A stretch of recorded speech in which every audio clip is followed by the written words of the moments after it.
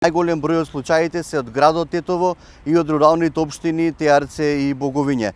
Можам да кажам дека тука во градот Тетово со почетокот на епидемијата досега има над 40 активни кластери, додека пак во руралната општина Теарце има 4 активни кластери. Голем број од заразените се затоа што, како што кажуваат здравствените работници, не ги почитуваат здравствените препораки, меѓутоа и со олабавување на мерките, односно со отворањето на угостителските објекти, со кинувањето на полицискиот час, граѓаните се олабавија, не одржуваат таа потребна социјална дистанца и не носат заштитна опрема. Инаку Центарот за јавно здравје потенцира дека во последно време голем дел од заразените пациенти се затоа што контактирале со веќе позитивни случаи на COVID-19, а дополнителен проблем е тоа што дел од заразените пациенти кои што претходно контактирале со позитивни случаи на COVID-19 не ги кажале контактите на лекарите, па и тоа дополнителна причина што така епидемијата се шири во Тетовскиот регион. Инаку тука гостин во утринската на македонската телевизија е доктор Светлана Трифуновска. Ви благодарам што прифативте да бидете гости на утринска на МТВ. Да, вие сте во Сдруженијето на приватни лекари на Македонија, па да ве прашам како гледате на ситуацијата со COVID-19, кога започна оваа епидемија, сите очекувавме дека во летниот период со зголемување на температурите ќе се смири ситуацијата, меѓутоа за жал тоа не е така, како што гледаме секој ден имаме двоцифрени бројки на позитивни случаи на коронавирус. Значи, разговараме за нов вирус каде што и најголемите стручни лица во тек се одредени испитувања и заклучоците пробуваат да се донесат сега, значи дека се уште не знаеме како ќе реагира вирусот. Но сепак искуството од овие неколку 4 месеци престојни ни донесе некое големо искуство по кој може да постапуваме. Да, бројките растат, очекувано растат, затоа што мерките малце се разлабавија и знаете што, значи ова е една нова состојба за нас. Не можеме никого да окривуваме, затоа што многу тешко е да се размислува постојано, а мора, значи затоа и ностоп апелираме кај сите луѓе да размислуваат малку на таа дистанца, значи на маските, на миење на раце, 3 работи, клучни работи за кои треба постојано да се размислува каде и да сте, дали сте во кафич, било каде, да не се собираат во многу големи групи, со тоа единствено ќе помогнат за своето здравје, за здравјето на своите најблиски, а секако и на здравствените работници.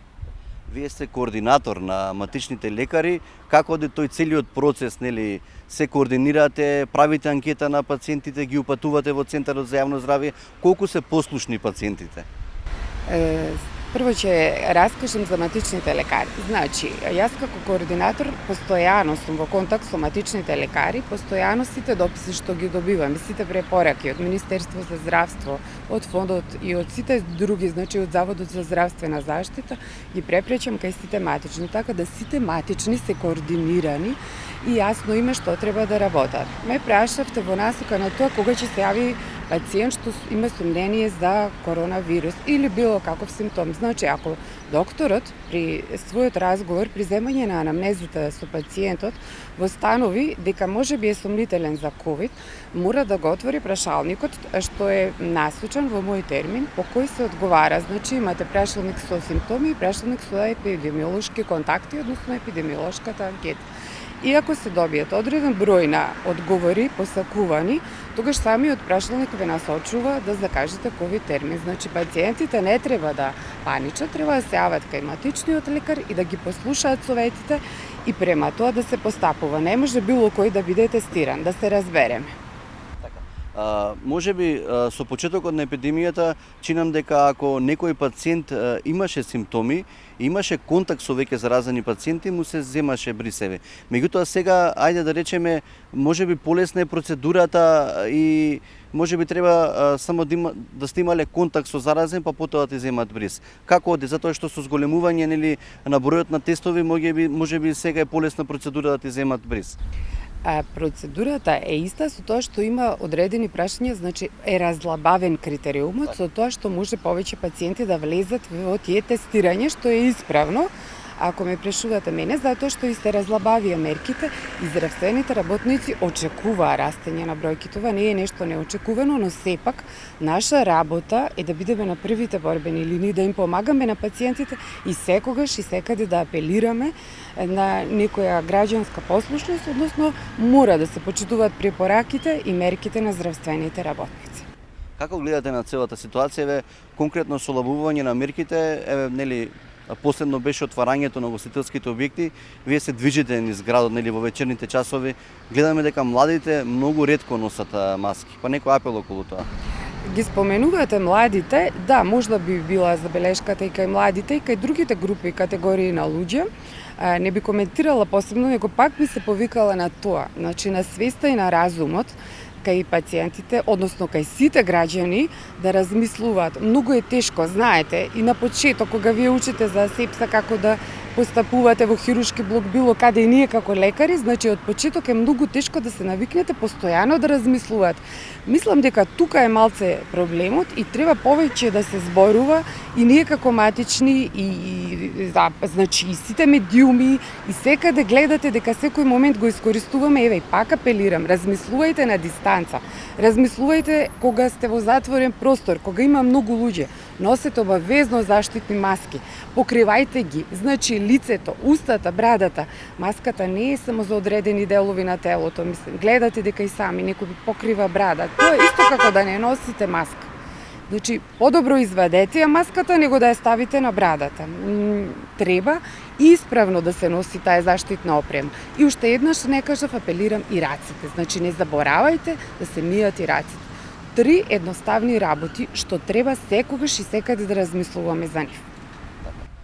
На почетокот, нели, кога започна епидемијата, нели, голем дел на здравствени работници, експерти рекоа дека со почетокот на летото на топлото време ќе се стивне епидемијата. Кои се вашите познавања околу оваа тематика? Нели, на почеток начнавте дека нов е вирусот, не знаеме како што, меѓутоа дали можеме веќе позитивно да размислуваме дека во наредните месеци што следат ќе стивне ова епидемија?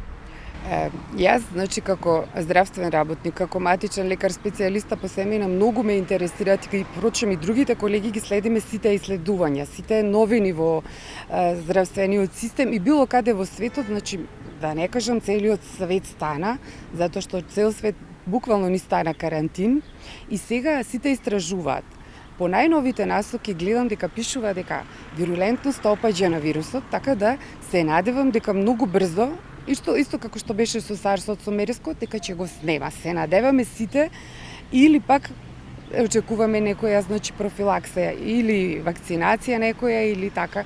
Во таа насока сите мора позитивно да размислуваме, но додека не дојде тој период, значи пак апелирам, мерките мора да се почитуваат. Што друго треба граѓаните да преземат, еве во однос на имунитетот, исхрана, физичка активност и слично?